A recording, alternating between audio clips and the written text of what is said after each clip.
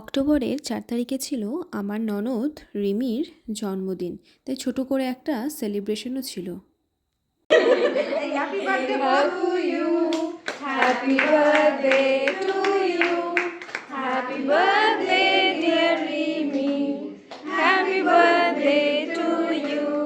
রিমির কিছু ফ্রেন্ডসদের ইনভাইট করা হয়েছিল, আর আমাদের বাড়ির আমরা যারা ছিলাম তারা, আর কয়েকজনকে পাশেই যারা ছিল তাদেরকে ইনভাইট করা হয়েছিল। খুব ছোট্ট করেই জন্মদিনটা সেলিব্রেট করেছিলাম আমরা, কিন্তু মজা হয়েছিল ভীষণ। এইদিকে রিমি কেকটা কেটে নিয়েছিল, তারপর ওর ফ্রেন্ডস যারা এসেছিল তারা সবাই মিলে খুব মজা করছিল। আসলে এই দিনটি সবার সাথে একটু আনন্দ ফুর্তি করে না কাটালে খুব একটা ভালো লাগে না। আর এইদিকে আশীর্বাদ পর্বও চলছিল, সবাই বড় যারা ছিলেন তারা সবাই রিমিকে আশীর্বাদও করছিল। আসলে জন্মদিনটাই এইরকম, সবার সাথে মিলে সেলিব্রেট না করলে না খুব একটা ভালো লাগে না। আর এই দেখো বার্থডে গার্ল তার ফ্রেন্ডসদের নিয়ে ফটো সেশনও স্টার্ট করে দিয়েছিল। আর হ্যাঁ, ডেকোরেশনটা কেমন হয়েছে তোমরা জানিও, আমার না খুব ভালো লেগেছে। খুব ভালোই লাগে যখন এভাবে বেলুন দিয়ে সাজানো হয়।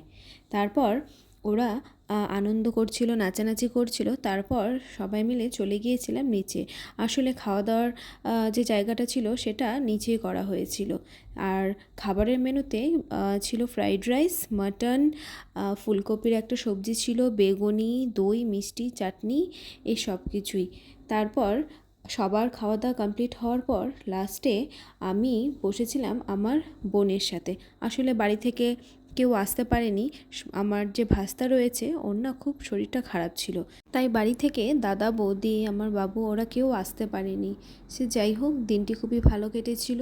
তারপর আমি তো খেয়ে নিয়েছিলাম, আর বাকি আমার বর আর যারা বাকি ছিল তারা একবারে শেষে খেয়েছিল।